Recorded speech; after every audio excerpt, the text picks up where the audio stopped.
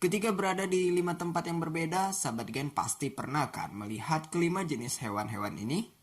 Misalnya, ikan yang ada di laut, katak yang ada di pinggir danau, ular di sawah, burung yang terbang indah di udara, atau bahkan sapi yang ada di ladang. Kira-kira apa hubungannya dengan hewan vertebrata yang akan kita bahas di kesempatan ini? Simak penjelasannya setelah pesan-pesan berikut ini.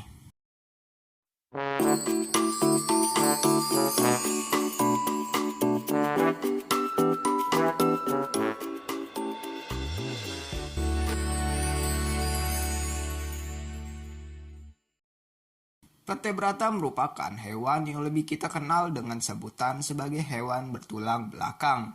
Hewan vertebrata terbagi menjadi dua superkelas, yaitu Pisces dan Tetrapoda.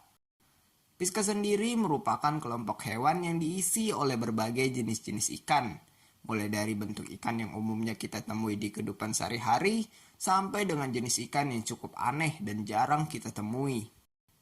Adapun untuk tetrapoda, ini diisi oleh 4 kelas yang berbeda, yaitu pertama, amfibi yang diisi oleh kelompok hewan seperti kodok dan salamander, reptil yang diisi oleh kelompok hewan seperti ular, kadal kecil bahkan komodo yang berukuran besar, kemudian apes dengan keunikan kelompok yang diisi oleh berbagai jenis hewan unggas atau burung-burungan, dan terakhir ada mamalia yang khas diisi oleh kelompok hewan yang memiliki bulu atau rambut, serta memiliki kelenjar mamae untuk menyusui.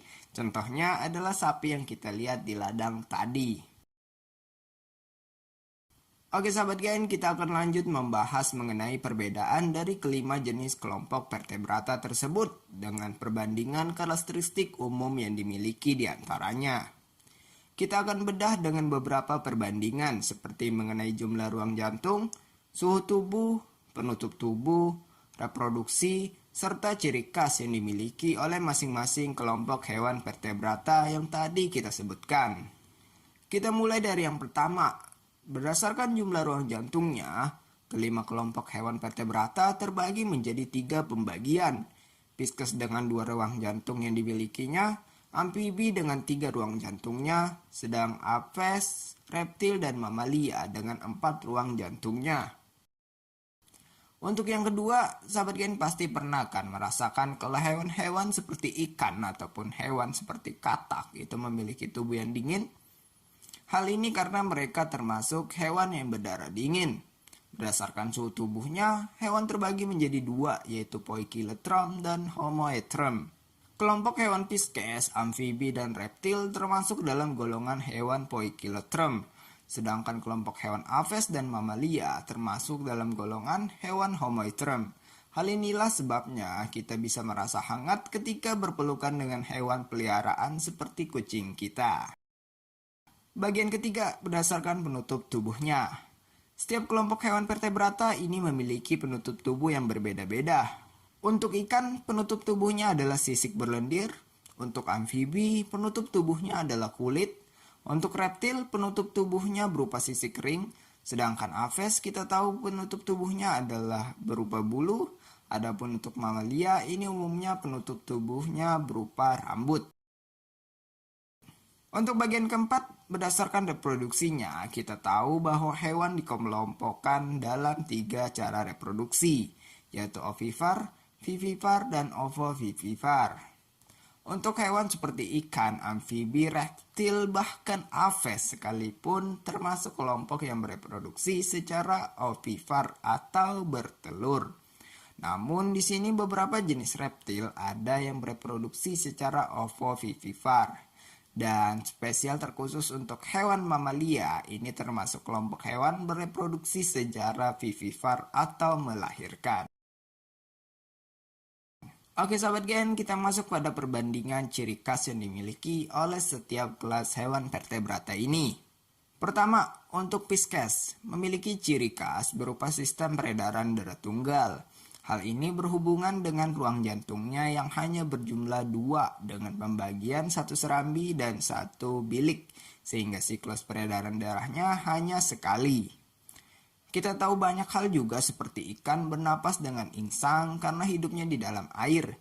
Dan tentunya yang spesial ikan umumnya memiliki gurat sisik atau linea lateralis yang digunakan untuk mengetahui seberapa besar tekanan air. Seberapa banyak kalian mengetahui hal yang istimewa dari ikan? Silahkan tulis di kolom komentar ya. Lanjut pada ciri khas yang berhubungan dengan amfibi. Kalau berbicara tentang amfibi, maka kita berbicara tentang bagian unik berupa keberadaan membran nictitan sebagai pelindung matanya. Oleh karena itu, ketika berada di daerah air, kebanyakan amfibi mampu bertahan cukup lama tanpa merasakan pedih pada matanya.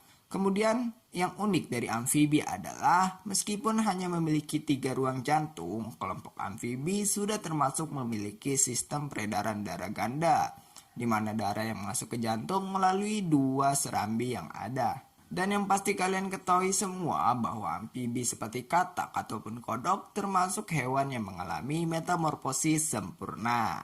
Satu lagi sahabat gen, untuk amfibi ini memiliki sistem pernapasan yang diatur oleh pulmocutaneus, di mana ketika di darat amfibi bernapas dengan paru-paru, sedangkan ketika berada di perairan amfibi akan bernapas dengan mekanisme difusi kulitnya.